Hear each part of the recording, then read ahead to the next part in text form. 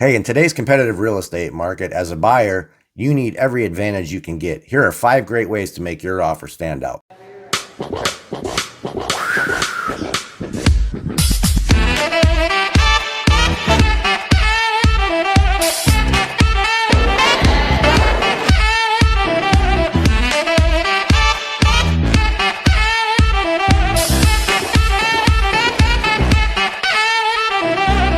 Hey, Stephen Edward here, and here are 5 great ways to make your offer stand out as a buyer.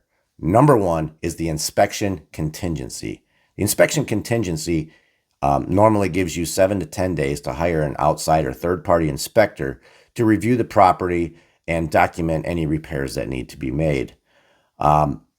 And what this inspection contingency allows is it allows the buyer a chance to get out of the contract if there are too many repairs or the costs exceed your budget, or you're just not comfortable with the property. But what you can do is state in writing on the contract that I want the inspection, but I'm not looking to terminate the contract based on repairs needing to be made.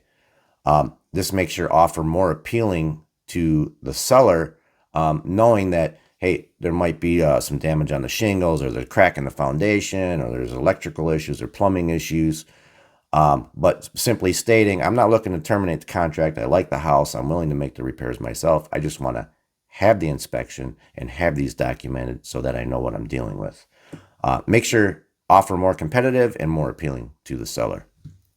The second thing that you can do is make your earnest money deposit non-refundable.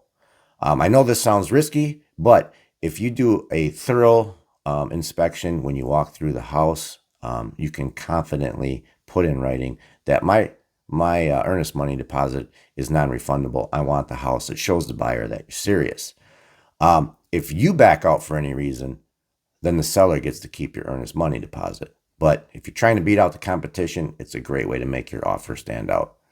The third thing that you can do is what we call an appraisal gap guarantee, which simply states if there is a shortfall between the appraised value and the contract price, you agree to pay the difference in cash. So if we're dealing with a $500,000 house and the appraisal comes in at $490,000, you agree to pay the $10,000 difference. This is music to a seller's ears. It makes your offer more competitive, and you have a better chance of winning that property over the competition. The fourth thing that you can do is really slick, and that's called an escalation clause. And it simply means when you submit your offer, you put in writing what your escalation clause is.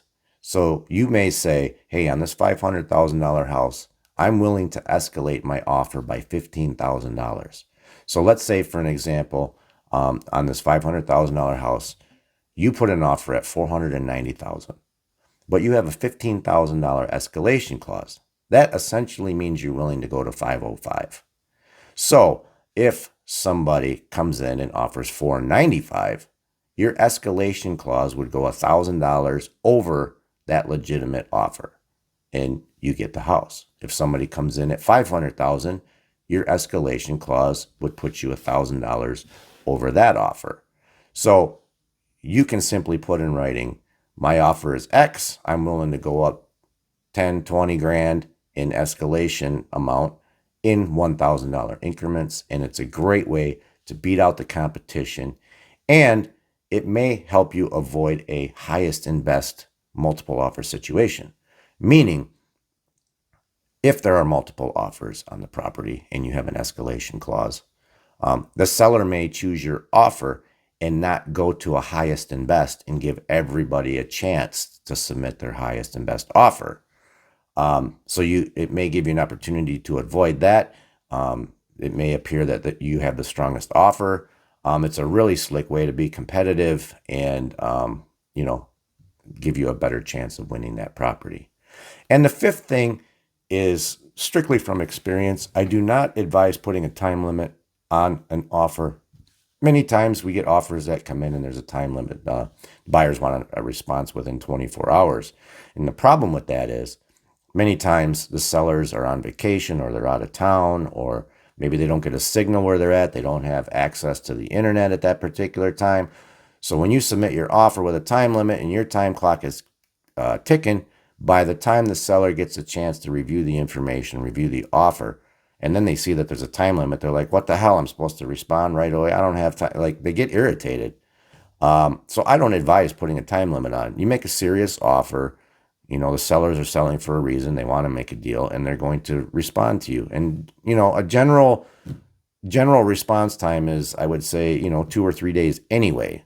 So you don't need to squeeze a seller who's already got a ton of things going on. So make a serious offer and the sellers will respond.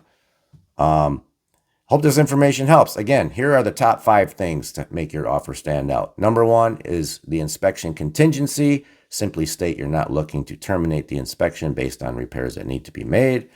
Number 2 is make your earnest money deposit non-refundable. Just do a thorough investigation of the house when you initially walk through. The third thing is a appraisal gap guarantee, simply stating that you are willing to pay the difference between the appraised value and the contract price.